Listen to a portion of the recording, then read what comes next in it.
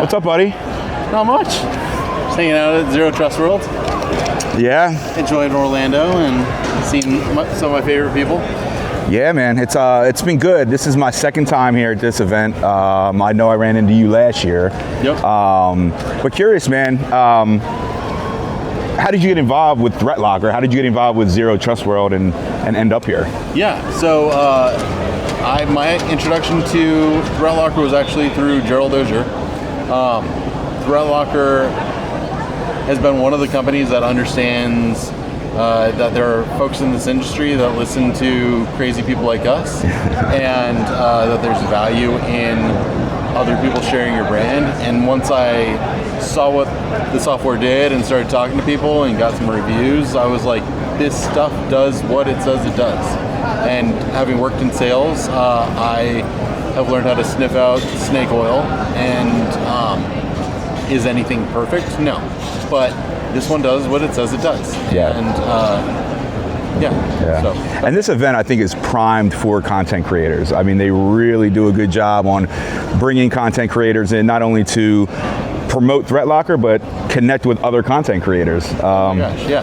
So that's been great. So day two, what have you seen so far that's really captured your eye? So one of the things that I've gotten from talking to folks at meals or my man on the street interviews, a lot of folks here are blue team or help desk or IT centric, a lot of MSP folk or SOC folk, and not a lot of, hacker type, pen tester types, and they have gotten so much out of the labs. It's true. The web app pen testing workshops, where they've seen how an exploit is actually found in a web app, has been really helpful for a lot of people, which to some of us is like, well, yeah, of course, that's cool stuff, but that's not new. Yeah. But if that is not your day job, and then you finally see how it works, I think it's got a lot of power. It does. I really like it because they do really focus on hands-on training here. They have certifications that you can go through here, and just getting to know the users of ThreatLocker is a perspective that we don't often get as content creators. It's so true. And one of the things that's neat about this, it seems obvious, it's a users conference for a product. They get to meet each other. Yeah. And I've heard some folks talking about pain points, or talking about we do things like this over here. Or hey, I don't know, our sales guy's been bringing up this feature, this module, and do you guys use that? Is it valuable to you? Yeah. And this is the sort of stuff that, unless you have a good network already, is difficult to get. Right. I've got folks that there's a product I can reach out to and easily get some reviews from probably someone who's tried it. But if you're just a practitioner, that's difficult. Yeah, it is. And like you said, it's a user conference for a product, but it's really not sales heavy. It's not directed towards sales. I think it's more around just collaboration and getting users together and being able to talk through the product. I know they did some product release announcements and things like that. So really, really good platform. Josh Mason, thank you so much, buddy. I know I want you to give a shout out to where you're going to be next. Again, you're hitting conferences up this year, and where people can find you online. Yeah, I will be at RSA. If this comes out before RSA, sick. Find me at Fogo de Chao, probably. If you need to get in, find me on LinkedIn or on Signal or on Discord. newvillage.org/Discord gets you to New Village's Discord. And while you're there, check out what we're planning for DEF CON 34 this year. Yes. Should find out right after or right before RSA whether we got accepted. But really exciting stuff down the line. And I'll be at CypherCon and B-Sides Milwaukee, where I'm giving a keynote at B-Sides Milwaukee. So anyone who's within driving distance and can make it out on a Friday, the 3rd, I'll be there. And then I'm taking a red eye to San Diego, and I'll be crashing at B-Sides San Diego. And then I'll be at B-Sides Charm at the end of the month. So Hackspace Con. Hackspace Con, yes. I'll see you at that one. Panel with Philip and Ed and Merrill and a bunch of great people. And Bronwyn, yeah. Okay. All right. Good. Well, it's good to run into you, man. I appreciate the time. Thanks, Chris. And enjoy the rest of the conference. So, Philip Wiley, the legend, how are you, my friend? Good, how are you? Good, man. Are you enjoying Zero Trust World? I am enjoying Zero Trust World. It's a con that I really look forward to coming to, not only because it's in Orlando, but again, just meeting people and catching up with folks like you is always good. Yeah, same. It amazes me. You know, last year was my first year as well, just seeing all the hands-on stuff that they have, because usually conferences that aren't like a hacker conference really doesn't have any kind of hands-on element.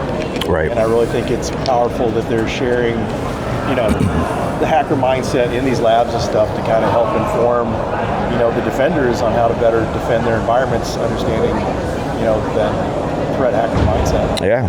And you were at this con last year as a media entity. This year, you're a speaker. Yeah, this year. So tell us about that experience. Yeah, so it was fun last year being here doing social media coverage and just a couple videos about the conference. But this year I spoke. I gave my talk, Invisible Gateways Exploiting IoT, and it really shows how IoT can be leveraged. A lot of people think so much about the security, just IoT being secure, but IoT can be used to exploit IT infrastructure, which sometimes is overlooked.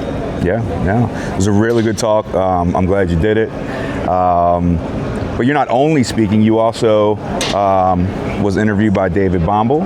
Yes. I saw that. That's your second interview with him. That's awesome.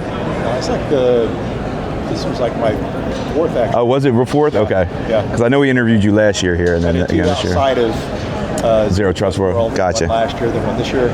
Got it. And also Raphael from Down the Rabbit Hole podcast. Very cool. Rabbit Hole podcast. I was interviewed by him yesterday. Very cool. This is a new venue that we're in this year. What do you think of the layout and the venue and getting to Last year's venue was great, and this one it's so interesting how similar they are, just a little bit bigger. Yeah. Because for the longest time I didn't realize we were in a different place. I didn't either. Yeah. I think I was like, there was one of the restaurants that I enjoyed at the other location that I was looking for. And realized, okay, it's not here. We're not at the same hotel. Yeah. Well, the podcast lounge looks almost identical to where it was last year, so that threw me off. But I like it. I like the event that they're doing. I think there's definitely more people here this year, which is cool. And I got to meet a lot of folks that are on the practitioner side or the user side. So from you just walking through the halls, like what have you seen new this year that stood out to you? I don't really know. I mean, there's of course all sorts of new things, but similar vibe. But it was really cool because I went into Marcus Hutchins' keynote earlier today, and you really don't realize how many people are here until you get into that ballroom. Yes. And you're in that main stage ballroom. You see how big it was? Yeah. That was packed. Insane. Yeah. Insane. That's where it really hit me. That wasn't everyone that was here either. That was just the people in there for that keynote. Yeah. That's when it hit me. And I was talking to David Covert, who I think told me there's over 2,000 people at this one. Yeah, it's pretty amazing. So, and Threat Locker shows up. I mean, they bring in the army for this one. I do like that it's educational. It's not just purely their product. You know, a lot of vendor conferences, it's all around their product, and it's really nice that they cover so many different things. And education is the overarching theme. Yeah. No, it's been really good. I want to quickly talk to you about Cyber HackCon, which is a conference that you're running in Dallas at the end of May, I believe, correct? So May 27th. May 27th. So tell the viewers a little bit about that and where they can find out more information about that. Yeah, so it's going to be at Plano Event Center on May 27th. So if you go to cyberhacks.com, it's CYBRHAK.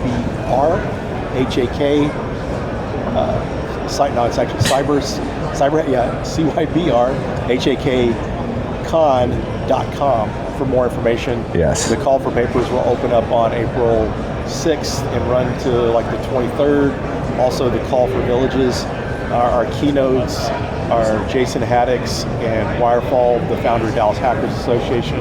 We've got also invited speakers, Justin Hutchins, as well as Tim Medine, the founder of Red Siege, and also the person that created Kerber roasting. Nice. Yeah. That's a killer lineup, and I cannot wait to get there. Someone told me there may be a podcast room that I may take over.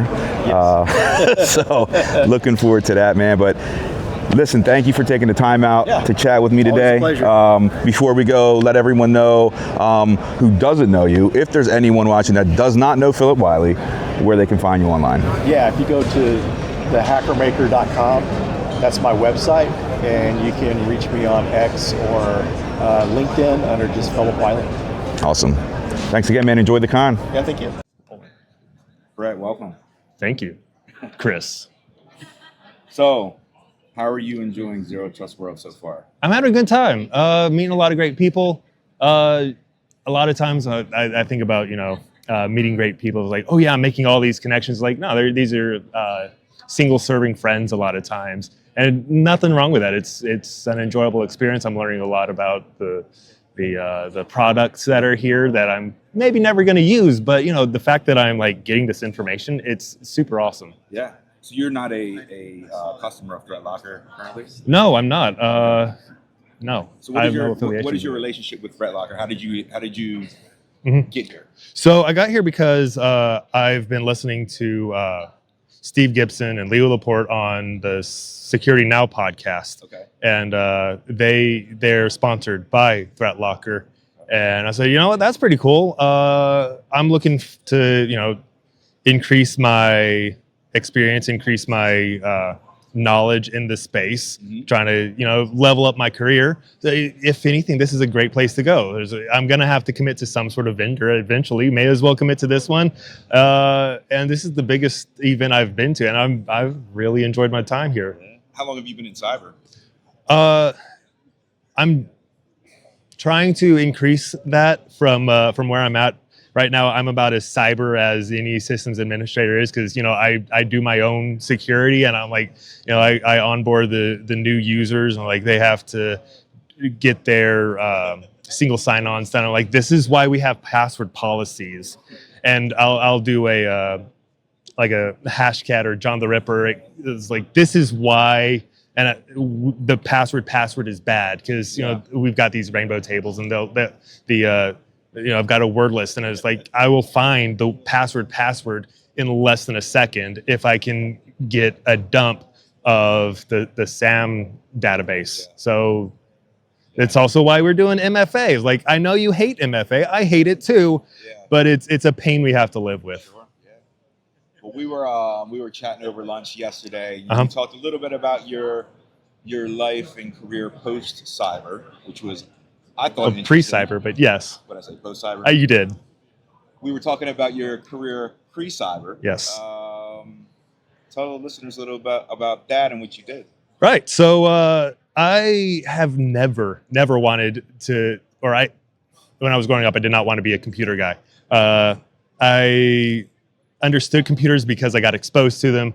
I think I told you, when I was 7, my dad would be like, hey, you want to play Nintendo 64? I'm like, yeah, I want to play Nintendo 64. And he says, okay, great, go set it up. So get behind the TV, jam in the RCA cables, get it to channel 3. Okay, Dad, it's ready. Thanks. And so I learned a little bit of AV just out of necessity. And I get to computer, it's like, what happens if I click the file button? It's like, oh, I've got open, save, new. What about edit? Oh, this is where I've got undo, redo. And over to the side, I see Control Z, Control I. I was like, oh, these are pretty cool. I can do this from the keyboard. And like, oh, there's a preferences button too. What's in the preferences? And I read every single tab and every single thing. And I'm like creating these mental models of how software works. And so, and then I get a job at a call center because, I'm fresh out of high school. I need to get paid. And I'm seeing the computer guys go around like, yep, I've definitely had to, out of necessity, build my own computers. And I definitely know how to hook this stuff up. And, something's wrong with mine. So I switch it from one side to the other because they forgot to do the one thing, the desktop preferences. No big deal whatsoever to me. I don't want that job. That's a boring job. I don't like doing it for myself. Why would I get paid to do something I don't want to do? Sure. I get a lot of odd jobs. One of the things that interested my wife and myself was the idea of going out and trucking, specifically because we're poor and we don't want to pay rent, so let's go truck. And so that didn't turn out because she had a cat. And we didn't want to take the cat with us in a truck. There are people who do that, but the cat has to grow up into the truck, so they're familiar with it. So I actually did that for a couple of years during 2020 when I got let go from my job. I was like, you know what? That's something I've always wanted to do. Let's give it a shot. So I did that and eventually said, you know what? It's time for a career change, for a real big boy job. And I was looking at options for how to switch into something that'll pay me a little bit better and give me more time with my family, because my wife's pregnant with our second, and I stumbled in. Thank you. She's 2 years old now, and it's so much fun. I love her. The poopy diapers are totally worth it. Yes. Yeah. So got my A+ while studying in the cybersecurity WGU program. My mom heavily vouched for WGU. Is how she got her teaching permit. And I looked at the options. I used to do software engineering at the old college that I was at, but I basically flunked out because I didn't have time. I had a child, I had a full-time job, I had bad ADHD, and it was just a bad experience for me all around. I did not have time. WGU was better for me because I was not punished if I didn't do anything for 6 weeks. Mm-hmm. I'd hard study for a few weeks, get burned out, come back and hard study, and I knocked out the entire program in 36 months doing it that way. Yeah, because I can hyper-focus like nobody's business, but I have to be allowed to do something else for a while. Yeah. But with traditional school, if you get bored with it for a week, you're a week behind. And now you're catching up on that week, and then it just gets worse and worse, and the stress piles up, and now you're a month behind, and so just withdraw. Yeah. So my question is, being a trucker, 18-wheeler, yeah, and cyber, yeah, what profession do you need to drink more coffee? Excellent question. That is an excellent question. So I've always tried to limit how much caffeine I intake, because one of the things you learn when you're doing trucking school is how dangerous it is to be tired. It's 8 hours of sleep deprivation is equivalent to a BAC of 0.06 or something. So your reaction time just tanks. And on top of that, the more tired you are, the more susceptible you are to micro sleeps. And if you've ever been driving and you feel your eyes close and your system shocks because you're not supposed to be sleeping right now, and you're just, I am awake. And so I learned, if I'm feeling tired, my eyelids are feeling heavy, I'm not getting more caffeine. I'm pulling over and taking a 20-minute nap. Yeah. So that's how I feel with my job right now too. Is I know that if an alert comes in and I'm not going to be doing well, I'm going to say I'm going to go take a 20-minute break. I will go into an unused office, line up a bunch of chairs, and get okay, my ankles need to be here, my waist needs to be here, and just get the office chairs the right way and just go to sleep. Yeah, you have to. I mean, because even if you're just slamming caffeine, that coming down off of that is going to be a lot faster too. Yeah, and I won't lie, I do drink coffee, but I try to limit to 300. It's just very high risk situation. Absolutely. Yeah. So I try to limit myself to about 300 milligrams per day. Okay. If I'm having a good day, it'll be 80-ish, but it fluctuates depending on the stress level and what I ate that day. Yeah. Maybe I had a really carb heavy lunch. I was you know what? There's only an hour left in the day. Let's chug a Monster, get through it. Yeah. I've been addicted on Monster lately, and I'm trying to stop it. Oh my God. I got sick of the orange Monsters because there are cabinets everywhere in the truck. So I had one for clothes, I had one for cereal and other dry foods, and I had the fridge full of, and I had one specifically for Monsters, and it was right above my head, so I could pop it open, grab one, shut it, and I got a 12-pack of Monster right there. Yeah. Oh yeah, and just go. Maybe at a red light, pop the brake, undo my seatbelt. Which one do I want? Oh yeah, there you go. Put it back in. What is your go-to? Which one?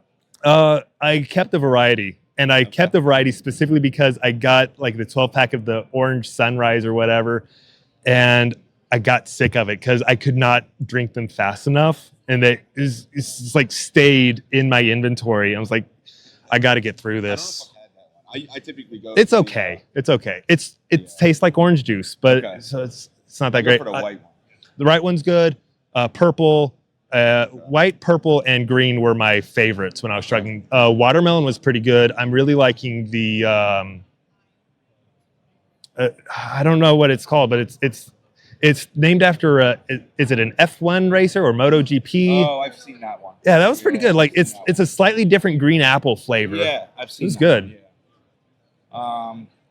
See BarCode, where you get your Cyber and Monster intel. Guava one's really good. Guava one is good too. That one's new. I had that one last week. Well, Brad, thanks so much for stopping Yeah, by. man, It was absolutely. great meeting you. Same.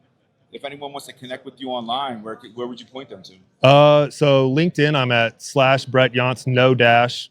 I'm also at brettyontz.com. It's got my socials in there. It's not very filled out because I was so busy with getting done with college, but I've got a couple write-ups on there, my home lab projects, and check that stuff out.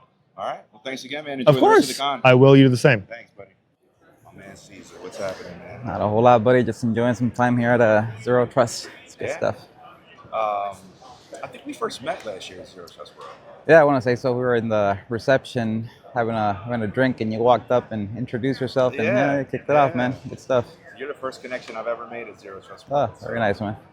Back again. How are you liking it this year so far? It's very good. A lot more people this year than last year. I want to say probably more than double. A lot more labs this year than last year as well. So lots of different classes and sessions as well. Definitely liking it. Lots of new faces as well around here, and names you recognize from the online community. You know, you got your Marcus Hutchinsons, you got your Linus, you, Philip. Everybody's around here, man. It's crazy. It's been crazy. I met a lot of great people from the content creation Yeah. world, as well as practitioners and users of ThreatLocker. Yeah. And I think that's where your perspective is a little bit different from the others that I've interviewed so far. Is that you use ThreatLocker Yeah. as an everyday tool. So talk a little bit about your experience with the platform itself and your experience there. Yeah, so ThreatLocker is one of those great solutions. Being in cybersecurity, I would say it's one that I would recommend to everybody to implement. Obviously, you're gonna have your little hiccups with the users here or there. They're not gonna like not being able to install whatever they want to. So we have a Well, of App- course, they're not going to like yeah, exactly. We have app whitelisting, elevation control, and ring fencing, and it's Okay. been great. As of recently, I want to say a week or two ago, we actually had one of those click fix that are trending nowadays. User got on a website to copy a select command and paste it in PowerShell, and that ring fencing was able to stop that malicious download from happening afterwards. So that came into play, and then this morning, actually, we had another user calling for a printer support to download Screen Connect in his computer, and since we don't allow that specific RMN to be installed, it just stopped that. So we're seeing a huge list of potential compromises that could have happened that got stopped by a ThreatLocker. So that's great. Apart from that, all this random browsers like Wave browsers and Spark browsers and so forth that users downloaded, that has stopped completely, man. So I'm able to sleep better at night knowing that ThreatLocker is there to stop those actual downloads from happening. That's really I nice, love that, man. And that's a common message that I hear, Yeah. not only from the practitioners here, but even if I'm back home and someone is using ThreatLocker, there's never an instance Yeah. where it's any type of negative side to Yeah, it. no, for sure. And that's the truth too. Mhm. So hearing that from someone on the front line using it is great to hear. Now, your experience here at the con. We were talking earlier about there's trainings, there's certifications, Yeah. there's hacking labs. Yep. I know you've been part of the hacking labs. What is your take on that, and what have you learned? Yeah, it's really good to get that hands-on experience. Obviously, we all in cybersecurity. We call ourselves hackers, but some of us, myself, work on the blue team side of the house, more corporate side. So I'm not involved trying to hack or pen test companies here or there. So it's nice to get out there and get some hands-on experience, refresh my mind, rubber ducky, seeing how that works, and just creating some scripts, how to hack a AD environment within like 45 minutes. So it's actually nice to get that hands-on experience. I don't see that a lot in a lot of conferences that I go to, it's more talks or a sales pitch. It's actually nice to come in here and get some hands-on experience. You don't see it a lot. Yeah, I was in that one with you, and I thought the way they delivered it was not overly complex for people that aren't familiar with the technology. So I thought that was good too. Yeah, I think they do a really, really good job with that. So what's next for you? What's next on the agenda? We got 1 day left. How are you going to make the most of this conference? Yeah, I mean, try to make connections as much as I can. Trying to hit up some more hacking labs if they're out there, and then just enjoy some time here at Zero Trust Works. Definitely a great conference to come to. Yeah, they definitely put on a nice happy hour. Oh too. yeah, for sure. Nightly, but I think the main happy hours tomorrow night. It's like their closing reception, and so I'm looking forward to that. It's always a good time to just catch people before they leave. So, Cesar, thanks for taking the time out, man. I know you're a busy man, but appreciate you stopping by. And for anyone that would like to connect with you online, where can they find you? Yeah, so I actually own a small little cybersecurity boutique, if you want to call it. So you can hit me up at phantomfirewall.com. You can find my contact information there if you're interested. Cool, man. Always good seeing you, bro. All right, likewise, man. Thank you. Soon. See ya.